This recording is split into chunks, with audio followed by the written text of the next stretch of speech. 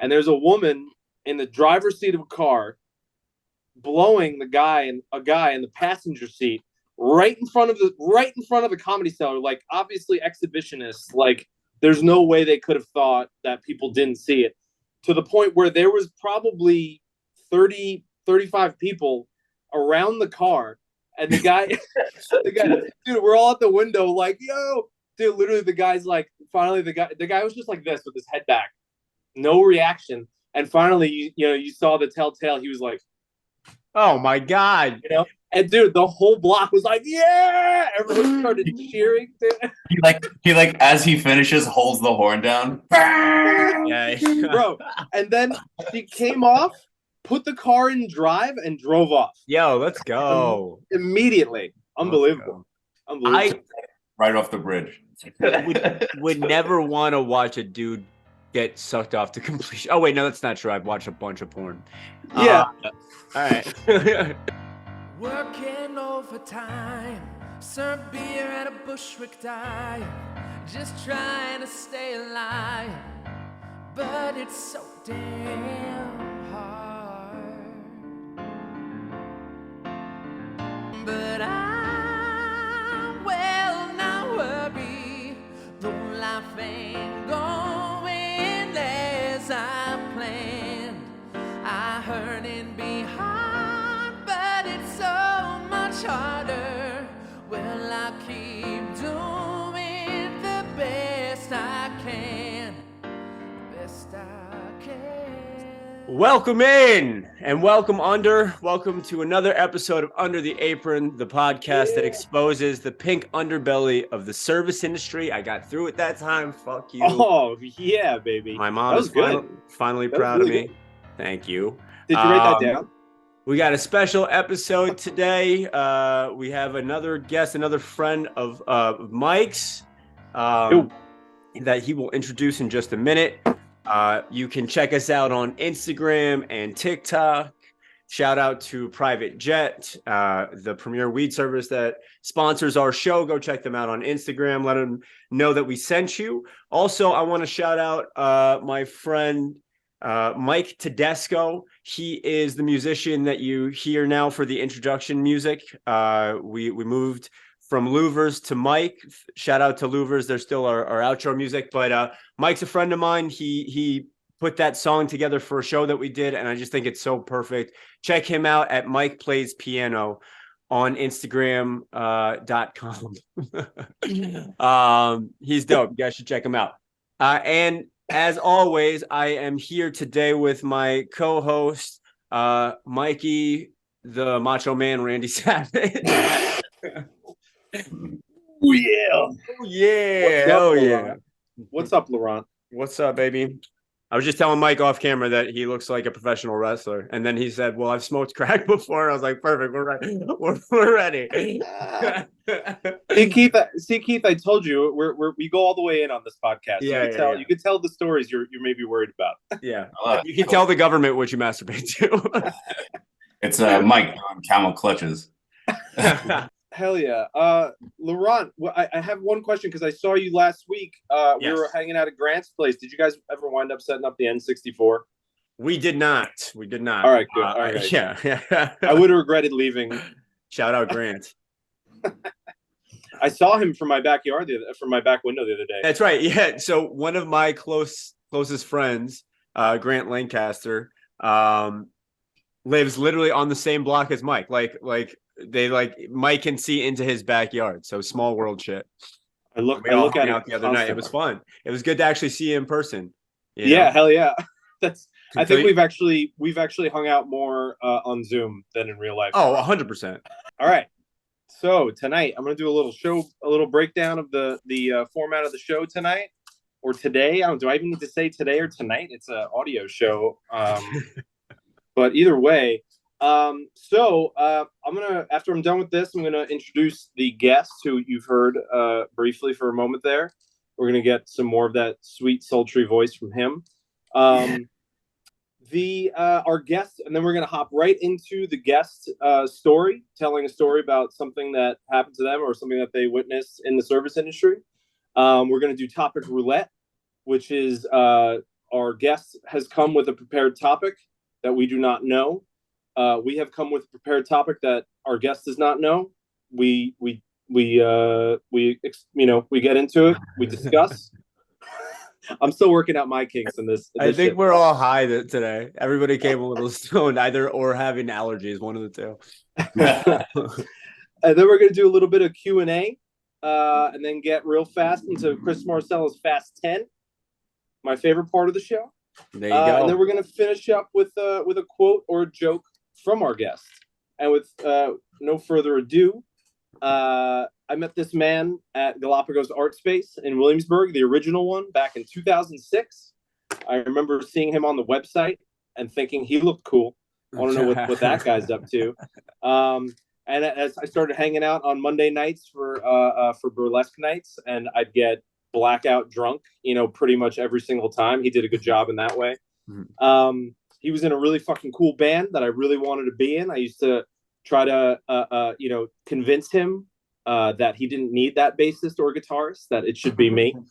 And after I left that bar, we remained friends. And a couple of years later, I received that wish. And that guitarist and that bassist left. So I came in and I became the bassist. Keith and I toured around the country. We even went to Europe. Wow. We were in a band together for 9 years, Monogold. Monogold? Monogold. Okay. The name of the band. Yeah. Check it out. Yeah. I'd say he's one of my best friends, but as he always likes to remind me late night when we're drinking with a twinkle in his eye, we are not friends. We're brothers. And he's not fucking wrong, even by a little bit. Mr. Keith Kelly. Hey. What's up? What's up, Keith? Oh, man. I said all that shit? The twinkle in your eye, baby. Yeah, man. Yeah, we've had some adventures from just random occurrences, which is it's kind of one of the most probably beneficial parts about the service industry is the variables of human and the massive spectrum that they could be. Sometimes they're amazing, and you wind up meeting people like Mike, and you wind up meeting people that they'll be on the other side of the earth with you, watching you get married or something, Yeah, and you do that quick. Like you want to make a lot of friends or a lot of enemies really quick, like bartend. No, totally, man. That's something that I hadn't even really considered. And recently I've met a couple of people who they don't need the work to like keep a roof over their head. They have other work that they're already doing. They specifically chose the service industry because they're new to New York, or in one case, new to LA. And they're like, first of all, I need that energy, and I just needed that frequency that's in that, but also like great way to meet people, whether it's customers or your coworkers or whatever. You're bound to actually get to know, like it's a great tool to use for 1,000 reasons, but that being one of them. When you move to a new place, like you want to feel what the place is like, go work at a fucking bar in that place. I was just talking to a friend of mine, and he's really excited to get his like first like New York bar gig, and I lost patience for that like a really long time ago. And I really just loved working venues, like those like princess shifts. You go in at like 7 and you're out at midnight, and you see 4 shows, and you're like, all right, fuck all of you, bye. Like I'm going out to go bother some other bartender, and then you have your own night, which was amazing. But he's like, because now it's like, it's such a different world. It's like you have to like self-promote yourself behind the bar. Yep. And so like these shifts are like 4 a.m. to 5 a.m. And it's like, fuck, man, you're in there for 13 hours. And so this dude's psyched and everything. And I'm like, I'm trying not to like, piss all over his dreams right now. But I'm like, be careful about, this, and that. And I was like, but there is nothing fucking cooler than like 2 o'clock in the morning, you step outside for a cigarette break on like the streets of New York. Oh, and if you want to see a microcosm of humanity from one end of the spectrum to the other, just go out, and like the time it takes you to smoke a cigarette, you'll see a couple under a streetlight making out. You'll see some dude yelling at his own reflection to back off. Yeah. You'll see, 2 dudes fighting over, anything. You just see fucking the gamut of the world, and I love that shit. I love the streets of New York outside when you're just taking a break. Like you're not in it. You're just like, let me see what's going on in the world, like right here, right now. And it's usually pretty wild and interesting. Like, especially for you, Mike, when you worked in at the Comedy Cellar and yeah, you must have seen some crazy shit. That block is just bananas. I mean, Yeah, that block is absolutely insane. From literally two groups of dudes having they ripped open recycling bags and were throwing bottles across the street at each other, like fucking West Side Story. I watched that no, one. it was like they weren't joking. Oh around. no, they were fighting, and then that's what it evolved into. It's just like a bottle throwing fight. On the darker end. On the lighter end, literally, I know Keith. Though I think I told Keith this one years ago. This was a really long time ago. We were we were closing up at the Cellar one night, and someone goes, "Yo, everybody come to the front!" Right, and all the servers and like a couple comedians were there, and there's a woman in the driver's seat of a car, blowing a guy in the passenger seat right in front of the Comedy Cellar, like obviously exhibitionists, like. There's no way they could have thought that people didn't see it, to the point where there was probably 30, 35 people around the car. And the guy, dude, we're all at the window like, yo, dude, literally the guy's like, finally the guy was just like this with his head back, no reaction. And finally, you saw the telltale. He was like, oh my God. And dude, the whole block was like, yeah! Everyone started cheering. He as he finishes, holds the horn down. Yeah. Bro. And then he came off, put the car in drive, and drove off. Yo, let's go. Immediately. Unbelievable. Unbelievable. Right off the bridge. would never want to watch a dude get sucked off to completion. Oh wait, no, that's not true. I've watched a bunch of porn. Yeah. All right. And it's like, what are you gonna do? That's the scenery for your cigarette break. Yeah, exactly. Oh no, I get it. I'm not saying Mike was in the wrong. I'm saying the other people who had a bunch of other places they could go and decided to stick around and watch this guy fucking finish. Yeah. Dude, that's another crazy thing about New York, and we'll move on to what the show structure soon enough. But something that it's a weird mental. I grew up in the city. Keith, where are you from? Astoria, Queens. There we go, baby. I love that. I'm from the Upper West Side of Manhattan, but so you'll know this well, right? Like the apartment I grew up in is facing a hotel, so I'm looking into people's fucking rooms every day as a kid. I just see people living their lives, and it's like even. Amplified because they're in hotel rooms. They don't give a fuck. It's not their house. Right. You know what I mean? But also they can see into my apartment. And you are always on display in New York City. There's never a moment, unless I'm in the bathroom because there's no windows, that I don't assume people could see me if they want to. You know what I mean? So like, and the same thing goes for like walking down the street. You know what I mean? Right. The same way that New York is such a beautiful place because of the people watching. Guess what? Right. You're a part of that too. You are a piece of people watching. People are seeing you at all your worst moments. You're picking your nose, you're picking your ass, whatever the fuck it is. One time I was walking home and I shit my pants and I was just walking like, and at some point there's no way that they didn't know, like it just legs locked together and sweating and just kind of like arms next to me. People saw that, and like somebody went home and was like, dude, I'm pretty sure this guy shit his pants walking down the street today. Brilliant. And it's just as crazy, but it's an interesting, beautiful thing to go like, there's no privacy here. There's no anonymity. Like, man, there's some freedom to that, I think. Did you ever have fun with that scenario? Like, since there's a whole shit in my pants. Like, besides that one, of people watching your apartment from the hotel. Like, did you ever dress up like a gimp and do Pilates and just like really weird shit to like really confuse people on their vacation? I wish that I had, man. I used to do some stupid shit, but never to specifically fuck with the hotel. But I was a weird kid. I would like light toilet paper on fire and throw it out the window and shit. So they saw that and they're like, okay, kids in New York need help immediately. We need more therapists. That's hilarious. Yeah, I would have a lot of fun with that. We when I was a kid, we used to go to these like big tourist attractions like the Met and wherever, the zoo. And when people had their like, you know, at this time, like the VHS cameras, we would have conversations to the left and the right of these people while they were filming. So we'd have like a really weird conversation over their home movie. I'd be like, yo, man, I'm sorry. I didn't know she didn't know how to swim. And he's like, That's the that's my best. sister, man. I'm like, what do you want from me? What the fuck do you want from? And like, we knew we were just abominating their home movie. It was like, whatever. Like, the mystery of whatever was going on is probably more interesting than watching some giraffe in the Bronx, you know? They're called Italians now. But dude, that's the best. I used to do that at the host stand. That was my favorite game. Whenever people would be coming in, I'd be like, yeah, we found my house keys inside of her. I'm like, I don't know how it happened, you know, and then I just like walk off. That's one of my favorite games.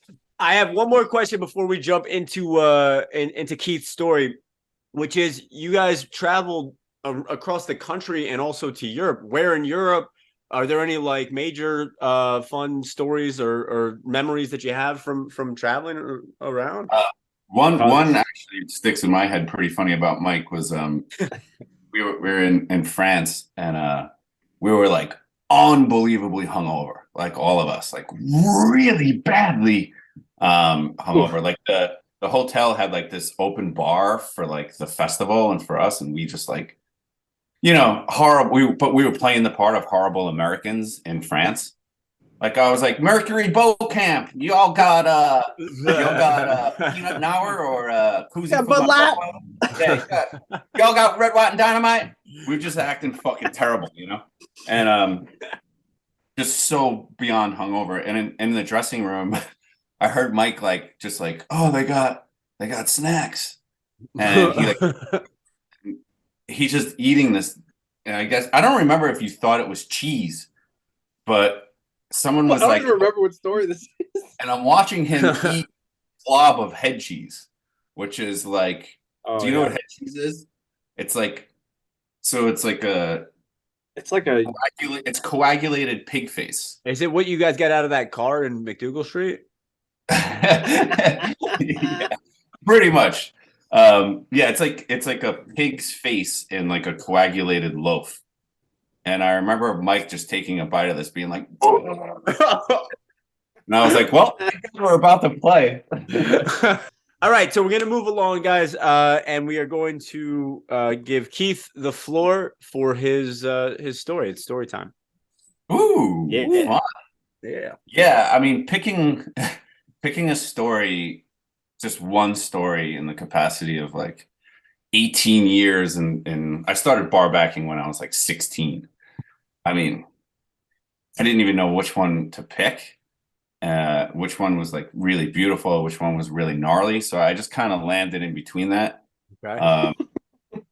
So it's like, it's got to be like 2008, 2009 in Williamsburg at Galapagos, where Mike and I worked. And it was like a deep February night. It was like fucking freezing. And like, this is on North 5th and Kent in Williamsburg. So you're like on the water, you know? Does it still exist, by the way? No, it's right now it's a Patagonia. And I went in and I didn't even know where I was. I like walked in, I was with some people that were shopping, and I'm standing in this place and I'm like, wait. And I walked out and looked at the outside of the building and I was like, what the fuck? Oh no, dude. I had like a fucking existential crisis and like The worst. temper tantrum and like cursed the whole building out with every person in there and left. Went to Joe's Pizza.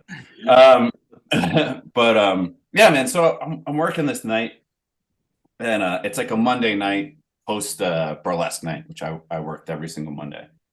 And so many bartenders know this. If it's a night where you're not drinking, you know, and you just want to get the fuck out of there, you've been punished for like 6 hours with people talking at you and saying the dumb shit that you have to pretend you care about.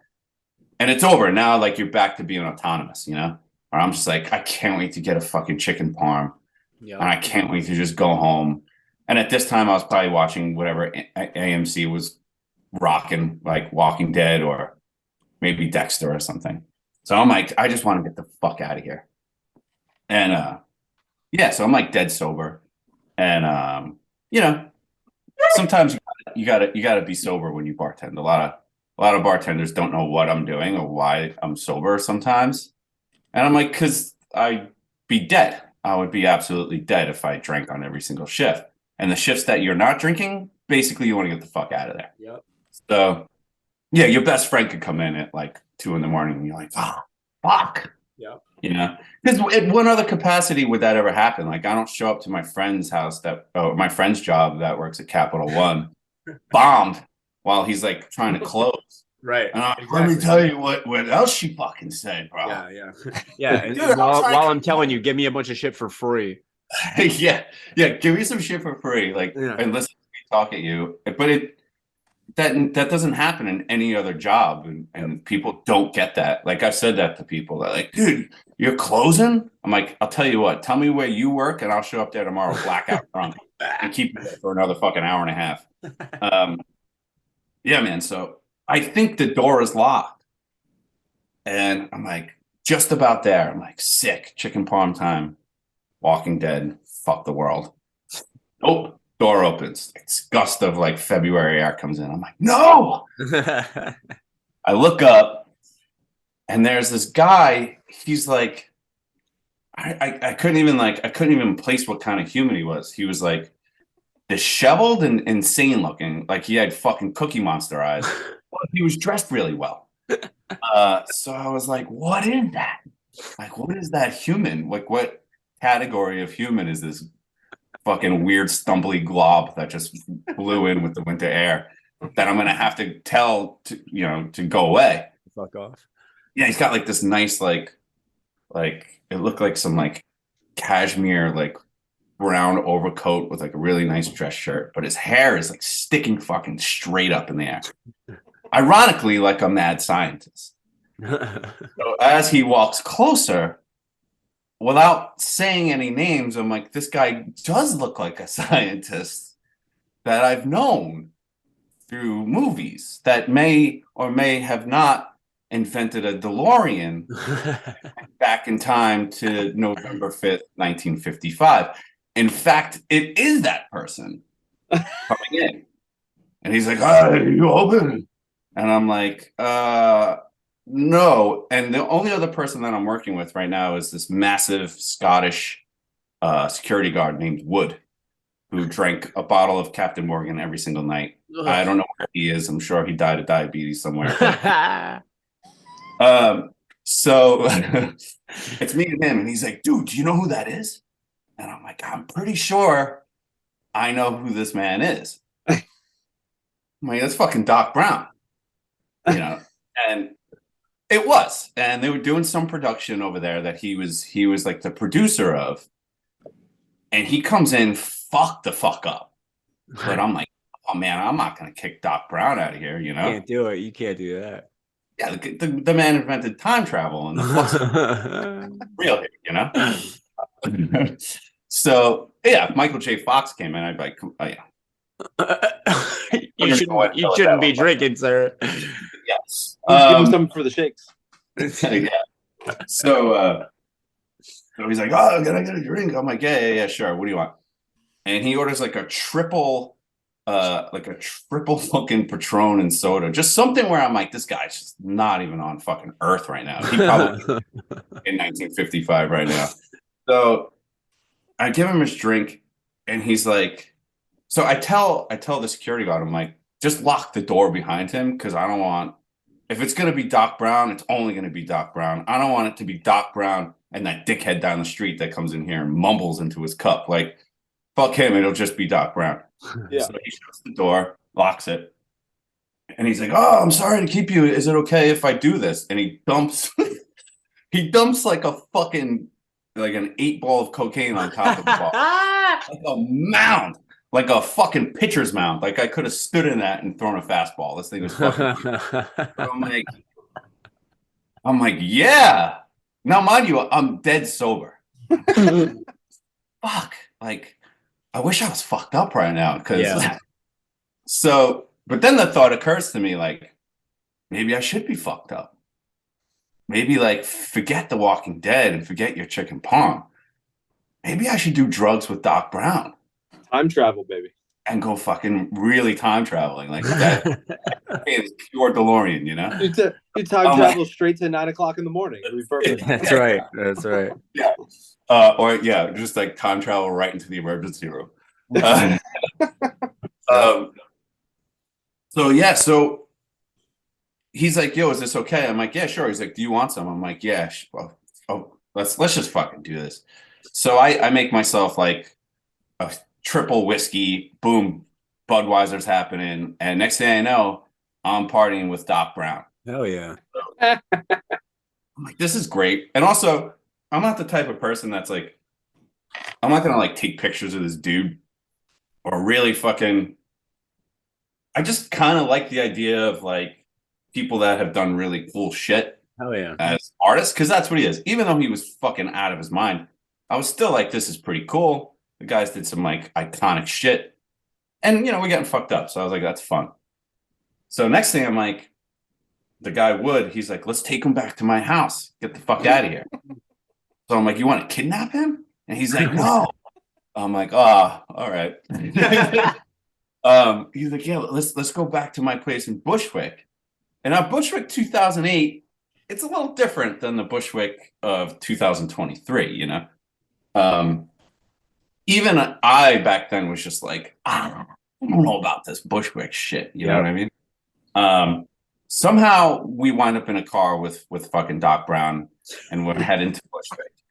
Now he's like on the next fucking level.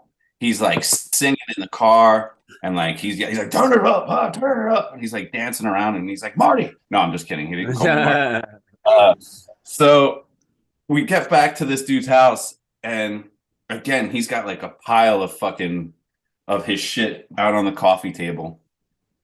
And as we're sitting there, I see it in the corner. I see the Back to the Future DVD just glaring at me. It's just glaring at me. And I'm like, oh man, is this fucked up? Can I just like slip that in the DVD? So at this stage, it's like fucking 6 o'clock in the morning. And I'm like, fuck it. So I just kind of like maneuver my way over to the television, put it in, boom, I'm like in. And it's like, I already skipped 3 chapters because I knew it would get to the part with the Libyans, I'm trying to get it right to the part where he's like, Marty, they found us, I was like, what the fuck is a gigawatt? So basically, we have it on and he looks at it and then like looks at me and looks at the security guard Wood, who's just like, damn, you went for it, dude. And he just starts watching it. And so I just like sit down on like this. So like it's dead silent. So I sit down on like the leather couch next to him and you hear me like sitting down next to him. And we both just start gently, quietly watching Back to the Future together. But he's not saying a fucking word. He's just staring at the fucking screen, almost like he's never saw it before. And I wanted to, have you ever seen this? So basically, we're watching Back to the Future, and it just dawns on me. I'm like, is this fucked up? Is this like super fucked up? Number one. Number two, I'm watching Back to the Future with Doc Brown. That's insane. On a Monday night. And number three, how does this end? Who's gonna take Doc Brown? I'm like, I'm not taking this motherfucker home with me. So I look to the dude Wood and I'm like, all right, see ya. And he's like, no. He's like, don't fucking leave me with Doc Brown. I'm like, dude, just stay with him and watch the rest of the movie. He's like, I'm not watching Back to the Future with Doc Brown. I'm like, I hear birds. I'm out. And that was it. And I bounced. And like the next day, I was waking up, at 3 o'clock in the afternoon, like fuck the fuck up, like super hungover. And I'm like, you have those moments where you wake up after like a weird night like that. It takes you a second. Yeah. Like, you think it's just like a normal wake up. Like I'm gonna wake up and look at my phone and then it hits you. Like you wake up. Oh fuck. And then you have to put it all together like some weird like puzzle piece in reverse. I'm like, wait, yeah. I guess because of bartending, I wound up watching Back to the Future, getting fucked up with Doc Brown at the end. And then I went, yeah. I love it. That's it. You know, I don't know if those things could ever really happen in normal life. You know, I'm pretty sure that if at Citibank, that would be an absolute zero possibility. I'll tell you, man, I've been hearing that story for years, and I fucking love it every time. That was a cool little lesson because I had just, bartending was kind of new for me then, and I learned a lot about like, especially like celebrity people and being around them, and how actually just normal and insecure and sometimes really fucking lonely they are. Also, just another thought about, from that story that is an interesting thing to touch on is that space of being like, all right, there are days that I have to work where I need to tell myself I'm not drinking from the second I get in to the second I get out. Yeah. And you have to do that at some point. Because otherwise, like you said, it's an early grave or just not a life worth living. So you have to start creating boundaries. But dude, when you're fucking sober at work, it's rough, man. Yeah. It's fucking rough. Isn't it crazy how just like that one shot you take, suddenly you're like, oh, this is fun. This is fine. I can get through. It's it's like pathetically just so clear how different it is that one fucking shot. Yep. It's almost saying, like I was saying, it's like you're in a foreign country, you don't know the language, and if you drink this, it's like Rosetta Stone. It's like, exactly. I know the language. Yeah. Crazy. Like that's why I love venues, because nobody was there for me. They were there for the show. Right. So they would, watch the show, and I was just there to like help grease the wheels for the show. But when bartending in bars where it's just customer bartender, whew, that's fun. Yeah. I've been there. Really quick, Laurent, just because I thought about it. If you're listening to the show, don't forget to check us out on Twitter and Instagram, and also on TikTok at Under the Apron. Yeah, there you go. There we go. There we go. I love that. You nailed that. All right, so we're going to transition into topic roulette. For those of you at home who have not heard us before, topic roulette is when we come with a topic that our guest has not heard prior and discuss for 8 minutes, and then our guest provides a topic as well that we haven't heard yet, and we discuss for 8 minutes. And the connective tissue here is we're talking about what it's like to be a celebrity, right? And to live a life where no matter what you are and where you are and what you're doing, people come up and bother you, and how fucking tough that must be to never have a moment to yourself. And the topic that I want to discuss is one thing that you learn as a bartender. And yeah, I knew it in theory beforehand, but it's one of the major lessons that I learned through the experience of being behind a bar, is just how shitty guys are to women in bars. And I always equate it to women are like C-list celebrities in a bar.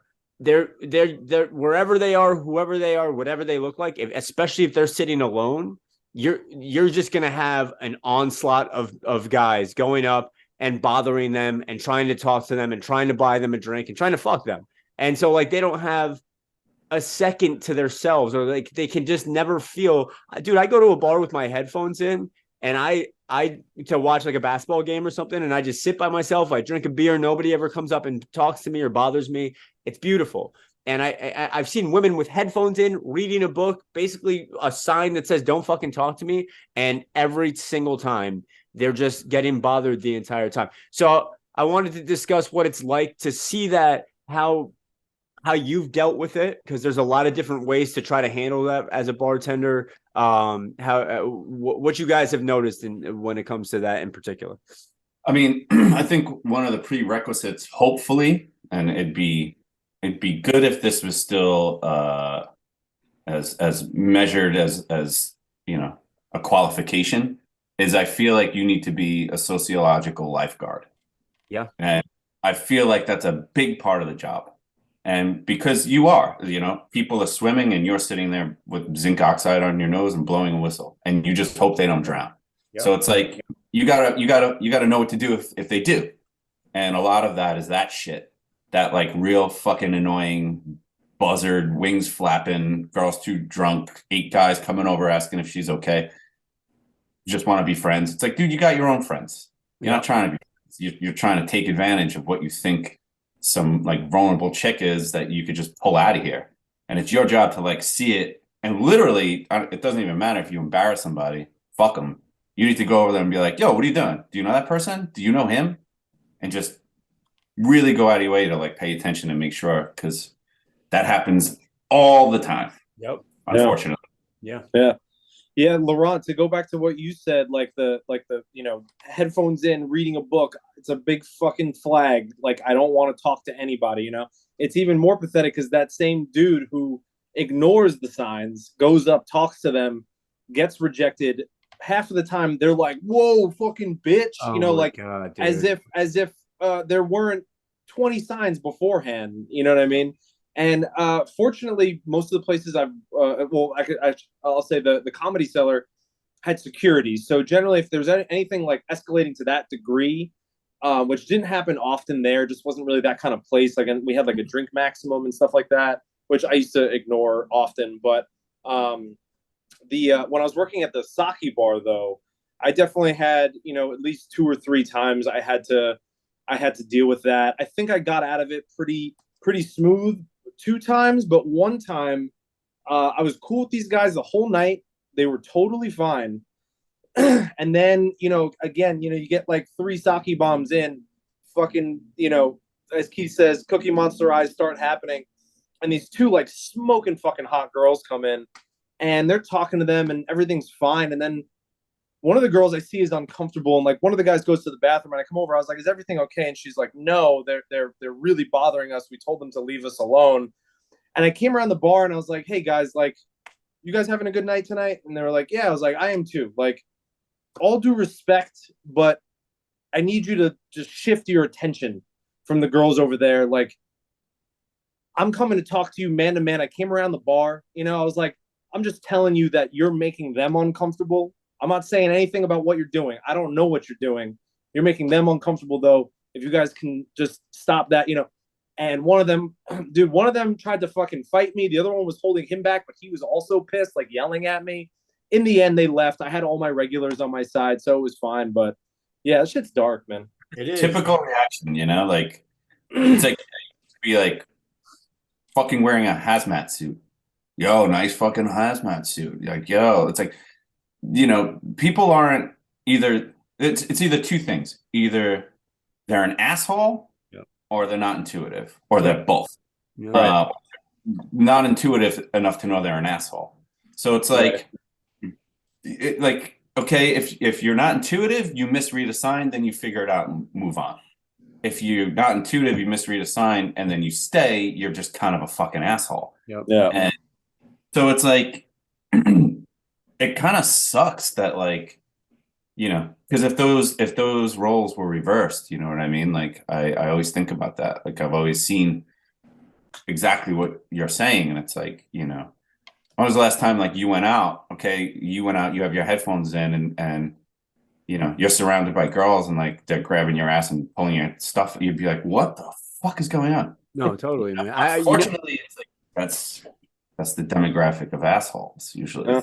Dude, the closest thing I ever came to it is I lived in DC for a couple of years, and I bartended in Logan Circle, and Logan Circle was a gay neighborhood and like very condensely gay. I worked at a place that was essentially a gay restaurant, gay bars, gay clubs, everything, and it was dope for the most part, and like I really enjoyed being kind of immersed in that community. But there were nights where I was made to feel very uncomfortable there, like whether that be walking home and having people say stupid shit to me, or customers at the restaurant offering me money for dumb shit, or touching me in ways that I didn't want to be touched.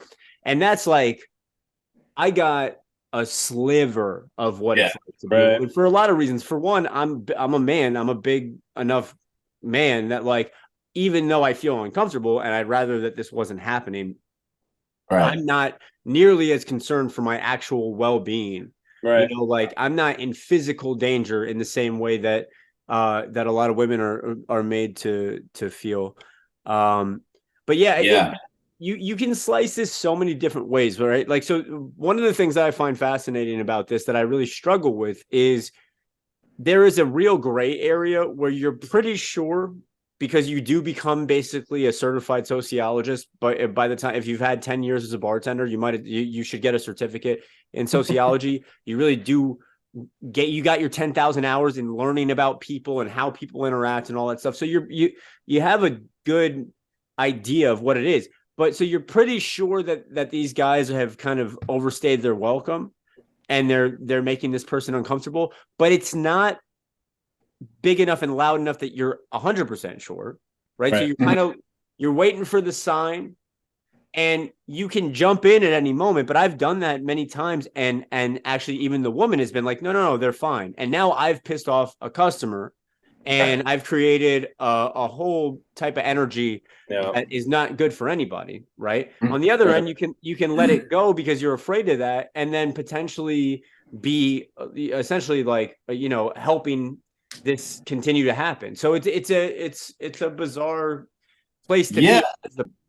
Hell yeah. That's time on that one, right, Laurent? Yeah, well, but I wanted to, the one other point I wanted to touch on, just because this is something I'm sure that all of us have thought about a lot, but certainly like when I was thinking about this topic, like there's just certain things that I'm just like, this needs to fucking change. Like this whole thing needs to change as far as the way with which women are treated, not just in bars and restaurants. That most women, that's just their life in New York City because there's so many people. They're on the subway. Somebody's probably going to say something stupid or be staring at them or touch them or whatever, make them feel fucking uncomfortable or make them feel unsafe. You know, walking down the street, that's going to happen. Going like even in their office, it's just. But in bars, it's a little more aggressive and a little more transparent, and it's just, you know. And one of the things that pisses me off is almost every bar that I've worked at in New York City, there's a whole roster of men that you know who are regulars, who are habitual fucking line steppers when it comes to this specifically. I can name you 10 people right now who are regulars at the bar that I work at and the one that I used to work at, who everybody knows is a straight on creep and is like behaving in a way that's completely unacceptable. They never, unless something really bad happens, they never get 86th. And I'm always sitting here like, hey, every time this guy comes in here, it's a fucking problem. Yeah, why are we not give him a suspension? You don't have to, he gets suspended for a fucking month, and hopefully that teaches him a lesson. And if he comes in and he does it again, he gets suspended for 3 months. And maybe eventually he gets 86, but like there's just so little recourse for this, like that I've seen in the spaces that I've been in. And I think that's a lot of why it continues to happen. There's not really consequences. Yeah, hopefully that's turning around, you know, the way shit's been going the past few years. But I don't know. In the end, you know, fucking drunken monkey brain is gonna always exist, you know, unfortunately. But hold on, you're a man. You're a man. Keith is a man. True. You think I consider myself like smart about these types of things, but there are times when I'm at a bar, I'm like, holy fucking shit, that girl is beautiful. And everything in me, especially once I'm 6 Coronas deep, is telling me to go and talk to this woman. But you know what? The other part of my brain goes, hey, she probably doesn't want to fucking talk to you. She's out with her friend. She's living her life. The world is not all about you and your penis and where it wants to go. Don't do it. You know, so like I agree with you. Yes, monkey brain wins out a lot, and yeah, a lot of guys are fucking idiots. And if you're listening to this and it's making you feel uncomfortable, and you're going, oh, I don't know, then hey, maybe you should think about this and try to tighten up a little bit with it. But I only give so much credence to the idea of like, hey man, we're guys, and you know, we get drunk and no, I definitely wasn't saying and I'm not trying to say that I'm not saying that you're trying to validate. I get what you're saying, but I do think that with some cultural shift and with men also standing up and speaking up and being like, yo, dude, calm the fuck down. Like you need to back up. That's not acceptable. That we can change it more and more and make it Sure. Better, way better than it is currently. I agree 100%, and I think it has to be a collective. And there's always a weird disparity in terms of business because there might be a bar owner that isn't there and doesn't understand the way bars work, and they just have money. And so a lot of times to them, you don't have jurisdiction to tell people to get the fuck out of their business. Right. And that's a big discrepancy. Yep. And also then it's like, if that's the case, then I don't want to work at your business. And then most people should also like abide by that and be like, you're a fucking asshole. And either you figure out what's going on in the parameters of your business where you're providing a safety for other human beings.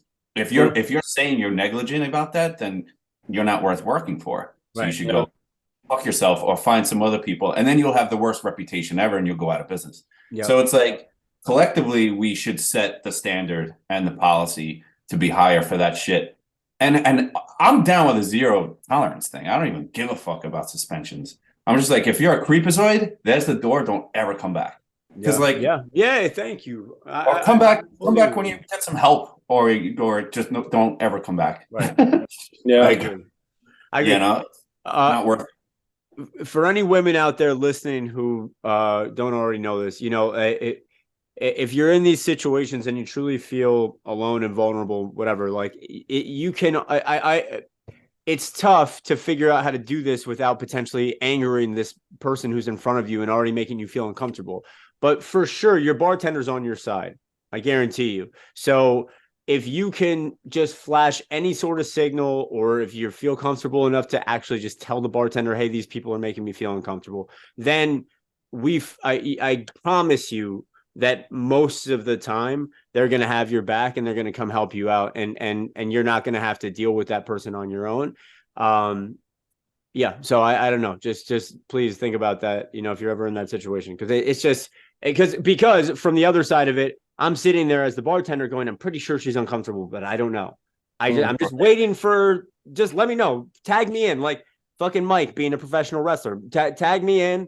I'll jump in and we'll finish this motherfucker off and win the tag team title.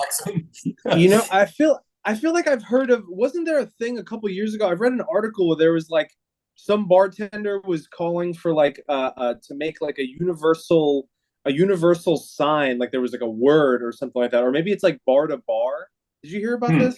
Where there's like a universal sign that I can't remember what it was though. I feel like that would be a great thing to boost. I wish I knew. The problem with that is it's so the one that I'm aware of, and we may be talking about the same thing, maybe talking about different things. It was called the star shot. So you would say, hey, can I get a star shot? And what that meant was I'm uncomfortable. Right. But the issue is, because I was actually going to make a little PSA and put it on as like one of the ads, because I've been making like fake ads for shit. And this was going to be one of them, and it was going to be a little more heartfelt than the other ones, where it's like, hey, if you need help, just order a star shot. The problem with that is everybody finds out about that, right? So then the guy, it's just as likely that the guy knows what that means. So it's pretty much moot. It's moot at that point. Sure. But well, hey, at least the message is getting across. I mean, if the dude's hanging over her shoulder, you know what I mean? Yeah. Like, how else could that even happen? It can't be like those old bars that they used to have where, the bartender would pull like the door and it would be a trap door and people would just fall. Keep a giant mallet behind the bar. Yeah. The trap door shot. That's what it is. Hi, I need a trap door shot, please. And then we just pull the fucking lever and they fly down and back into 1985 or 50, wherever they go. They're both correct. Yeah. All right. So moving right along now, we are going to jump into Keith's topic. So Keith, what do you got for us? So I guess I'm just staying on one of the I'm staying on course here sort of with this is one of the things that had always driven me crazy with my family was specifically this disconnect between what they're doing at the table and what is going on behind the door or behind a bar. Like those two things never simultaneously seem to connect with a lot of people. There was always this idea with like this heightened expectancy of like service for when people went out. Particularly like a lot of people in my family that used to embarrass the shit out of me when I was younger. Just and I think it was not because they were like self-imposed ignorant people. I think they were just ignorant to actually what was going on behind the scenes, and which is what goes on behind a bar and what goes on behind the door to the kitchen. And you know, it taught me a lot of seeing that and seeing how many people, you know, sometimes you work in a bar restaurant, it's like the United Nations, you know, like I met every single walk of culture and life and learned so much about people and how hard life is for a lot of people that are working here. You know, Mike, I know you can attest to this too, in the kitchen of Olive Tree, right? Which, like, how many people that you met and how many different walks of life and how hard people struggle were. I guess my topic is just like spreading sort of awareness.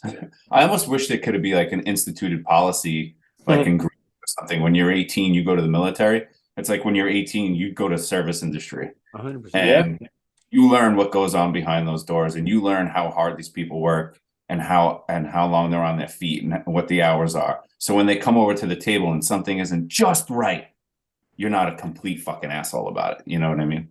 I guess that's my topic. Like, how do you know, I guess it's podcasts like this, you know? Yeah. The first thing, you know, Keith mentioned it. So the entire kitchen staff of the Comedy Cellar were all West Africans and North Africans, all Muslim men. You know, they spoke French, they spoke Arabic, they spoke Senegalese, like really all amazing guys. But one of my favorites, his name was Hadu. He was one of those classic stories. He was literally a physicist in Morocco, right? He was a teacher, and I don't remember all the exact political details, but he lost his job eventually and had to move to the U.S. and then become a dishwasher to be able to send money back to his sister in Morocco, you know, because she was sick, or I can't remember exactly what, she was a single mom. I can't remember whatever it was. And I'll tell you what, man, he was a happy man. So think about that. Yeah. He was fulfilling a duty to his family, you know, had to leave behind everything he knew, everything he loved, and came to the US to fucking wash fucking baba ganoush off plates. You know what I mean? Right. And he was fucking good at his job, and he always had a smile on his face. He always had jokes. Dude, like that dude had jokes. One of the first times I met him, I bring a bus tub back to the kitchen, and I didn't know yet that we're supposed to put dishes in one bus tub and glasses in another one. And he goes, come here, man. I have to tell you something. You put the glasses in the dish tub again, I blow this whole fucking place up. You know, so yeah, that would be that's my thought on that one. You know, there's so much going on back there. There's so many personalities. There's so many people dealing with their own lives, and you know, this is the message to the people listening. You know, you get a plate, it's missing a fucking garnish. Shut the fuck up for a second. Just calm down. Yep. Your garnish is back there. You ask your server nicely, and they'll go get it, and they'll bring it back. Who may or may not have been a physicist who, you know, went from that to here, that, you know, the struggle of what people are actually doing. And a lot of times it's selfless. It's like selfless beauty. It's like people are trying to provide for their families and trying to start a better new life a lot of times in these scary places where people won't even give them the time of day because they can't communicate the language well, you know?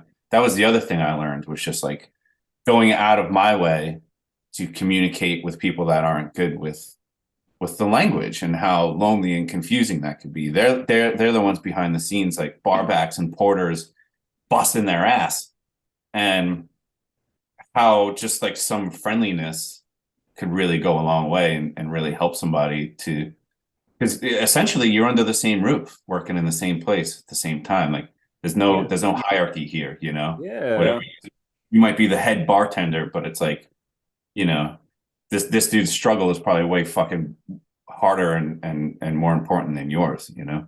Yeah, I mean, there's, as far as I'm concerned, I have no fucking time for people on staff treating other people on staff like shit. That is, you already see it. You're behind the scenes, so there's no curtain to be fucking pulled up. You're under the apron, like you see it for what it is.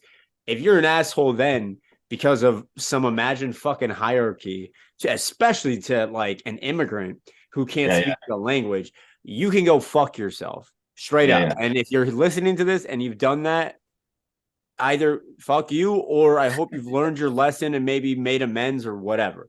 But to your point, right? So like, yes, the specific story of, and it's a reality of working in the service industry. Almost every place I've ever worked at has immigrants, usually illegal immigrants, who are working there, who have a much different life than I have. Much different. Like, they had to fight tooth and nail, or they got whatever their trajectory was to wind up in this fucking kitchen has not been an easy path. And on the end of that fucking rainbow is working a very tough job that doesn't pay a whole lot in a country where you don't speak the language or understand the culture. And that's tough. And I've seen owners exploit the shit out of them because they're not legal and make them work way over 40 hours and not pay them right for it and all this stuff. And that is a very important point that I hope, you know, gets exposed more and more, so that they, like, listen, you want to take advantage of the fact that there are illegal immigrants and that they're going to come work for you for for money that's much less than if they weren't. Okay, fair enough. That's sort of what we've all signed up for. But if you're going to treat them like shit after that and exploit them as far as like the hours and all that other stuff, that needs to stop. And that's way more prevalent than it should be. But also, in general, to your point, all these people are fucking human beings, you know? And yeah, there's assholes in everything. But the service industry is a place where you notice the second you're on the other end of it, how badly you're getting treated, and like as though you're not a human being. And that was one of the major influences in trying to start this, what eventually became the podcast. It was originally going to be a website. Was people need to hear these stories. People need to meet these people and get to know them as people and realize that they are human beings just like every fucking person. They have dreams, they have aspirations. They're mostly good people. They're funny people. They're smart people. They're fucking crazy, like in all the best ways. And you know, so the next time you're out at a restaurant, you don't look at them like they're just a fucking robot to go get you your next drink. And you got multiple capacities at the same time too. It's like there's not many jobs where you have to be proficient in math, proficient in like human interaction, intuition, speed, agility, dexterity, awareness, and then really and then be great at your actual job. So everything else I just said is just like the elements that go along with before you get to the title. So it's like, you know, some of these people are operating on like 8 different capacities at one time, and you're like, why is my chicken parm dry? And it's like, okay, fair question. But it's like, if you don't even acknowledge like that person that just ran 20 different tables, you know, and like knows your order back and forth, and you treat them like shit, like you're eating dinner alone, bud, because I'm fucking out. Yeah. You know, Straight like up. Yeah. Oh yeah. Straight up. And you know, people need to see that and understand it and respect it. It's like, we'll give you the relief that you'd like. When most going out for dinner and going to a bar is a relief. You're leaving whatever you're doing to have fun, and you provide it, but like, don't take advantage of it because you need me more than I need you. Hell yeah. All right, guys. So we have come towards the end of the show. Kieth, genuinely, this has been a pleasure, man. You it's awesome. Thank you so much. A great addition. I really appreciate your insight about it, and I think you and I have a lot of the same thoughts about it. Again, you can find us on Instagram. You can find us on TikTok. You can dude, you know what I mean? Tell your friends, tell your mom. The TikTok. And And shout out to Private Jet again. Thank you for sponsoring the show. Go check them out on Instagram. Get yourself some marijuana. Shout out to Mike Tedesco for the intro music. Thank you. You're awesome. I hope you're listening. And we are going to move. He's not. Yeah, he's not. Towards the end of the show and to our new favorite, Chris Marcella's Fast 10. Oh, we're going straight to the Fast 10? You want to do Hot Topic or you want to skip it? Oh, fuck you. I totally forgot about Hot Topic, man. Well, you know, if you ever remembered it, I'd be more upset, Laurent. I'm so sorry. Chris, I'll save you. Mike's Hot Topic, baby. I'll save you. All right, welcome everyone to Mike's Hot Topic, taking you just a little farther into the pink underbelly of the service industry. Today, I don't have a name for today's hot topic, but I'll just tell you, I'm getting down to the nitty gritty, the history of happy hour. Okay. Yeah. So the words happy and hour have appeared together for centuries, dating back at least to the 16th century, where it's mentioned in the 1599 Shakespeare play Henry V, where someone says, "Therefore, my lords, omit no happy hour that may give furtherance to our expedition." I'm not exactly sure of the context. I should have done a little bit more research. The modern sense, the happy hour in the modern sense, more in the modern sense that we know it, which would be a scheduled period of entertainment, right? Dates back to 1913 in the U.S. Navy. The women aboard the USS Arkansas, I assume they were wives of the maybe of the officers. They would have a happy hour social, which was they had a happy hour social, right, where they would just meet up and they would have drinks and smoke cigarettes and cigars together, and it was like their little thing. This spread by the end of World War I to throughout the entire Navy, and they started to add entertainment to these happy hours. So, you know, while you're drinking, while you're smoking, they had live entertainment. They had boxing matches, things like that, music. So now the way that we know it today, the absolute modern sense of happy hour, which is like, you know, let's say, I mean, it's gotten longer and longer as the years have gone on, but sort of happy hour being dinner before drinks, like an late afternoon, early evening drink, started again. This is probably the third time I've realized, you know, the drinking in the U.S., everything changed during Prohibition, obviously. So people would go for happy hours before dinner because the restaurants they went to weren't serving alcohol, so they'd go to a speakeasy and they'd have some booze and get sauced up before they went out to drink, before they went out to eat. In 1959, the Saturday Evening Post, which is a magazine that no longer exists, there was an article on military life where this was the quote. They said, "The money amount," this is about working in the military, the money amounts up fast, except for those who spend too much during happy hour at the bar, and there are few of these. And this quote was used as the Random House Dictionary's definition of happy hour. That's cited as the first usage of happy hour in the modern sense. Interesting. Yeah, there you go. That's Mike's hot topic. There we go, baby. Can you sample the music from Hot Pocket and just put the T in front? Yes. Hot topic. Hot Pockets, filled with pepperoni pizza or ham and cheese in a crispy pocket. What are you gonna pick?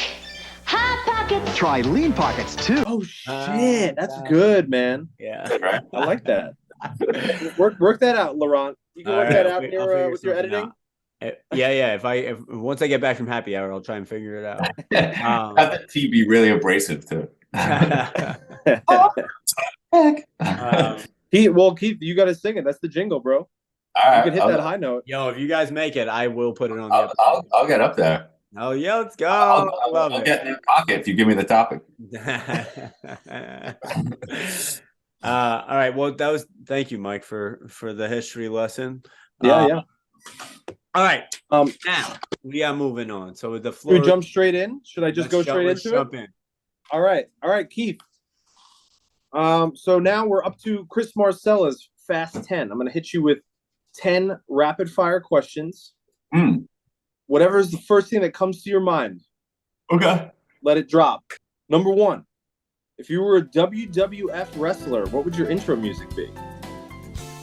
Oh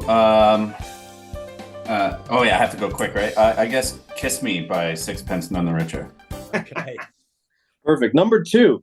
Name the first person that comes to mind. I guess Randy Macho Man Savage. Oh yeah, brother. Number 3. What's the strangest drink order you've ever gotten? I don't know if it's the strangest drink order, but I had one person that no matter what it was, he just told me to make it blue. So it didn't matter. It was beer. It just he was like, make that shit blue. I was like, okay. Blue curacao, baby. Cure all. All right.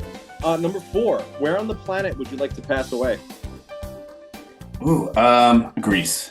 All right. Perfect. Or Number in 5. Or what? Mike's basement. I'll hook it up, bro. I gotta dig it first, though. Mike's bed. Number 5.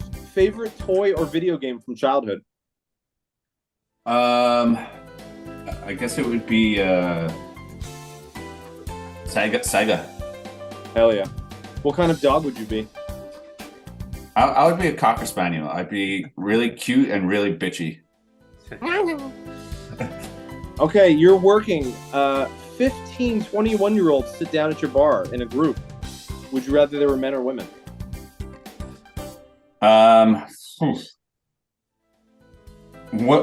What's my? Yeah, I guess that's tough. I guess I would have to say women. Okay. Number 8. Sugar Hill Gang or Run DMC? Run DMC. Ooh, I guessed wrong on that one.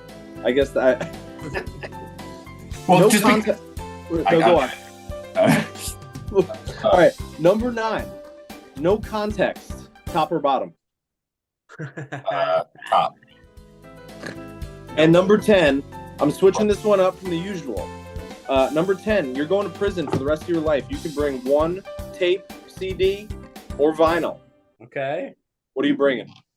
Well, you got to be tough in prison. So again, kiss me, Sixpence None the Richer. Hell yeah. All right, there it is. Chris Marcella's Fast 10, baby. Hey, getting Love fisted in prison.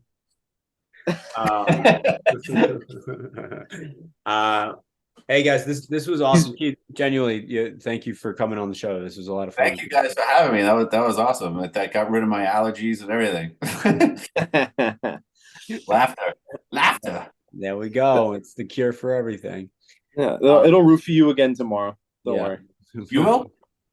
Yeah, that's what I meant. Then we'll figure out this top or bottom shit. Yeah. Well, you're not gonna have any say. This is green screen. This is all green screen. I'm actually outside of your house. Just waiting for it to kick in. All right, guys. Well, this has been fun, truly, Keith. Again, thank you very much, Mike. Thank you so much. Always a pleasure. And I promise you, one of these days, I will not forget Mike Topic.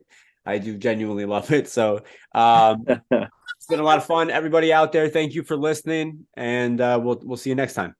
Bye. Hey, wait, really quick, Keith, you got a joke or a quote? Oh, fuck me, man! I'm fucking all of this up. This is why we co-host, baby. Yeah, sure.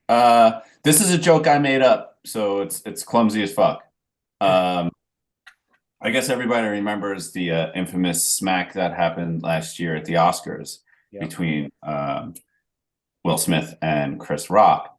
And a lot of people questioned whether or not it was actually a real smack. And so they had, the officials come in and they had to examine in order to, press charges.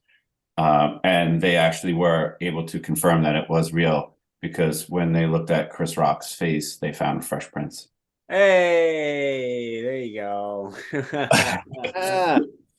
I love Sorry, it. I made it up. What do you want from me? I'm sure it's I like it. in some form of that somewhere, but I like it. At least you kept his wife's name out your motherfucking mouth. Hey, get that name out your mouth, fool. All right, y'all. Well, on that note, on Fresh Prince, thank you for listening. We love you. We'll see you next time. Love you. Thank you. Bye. Bye. Bye.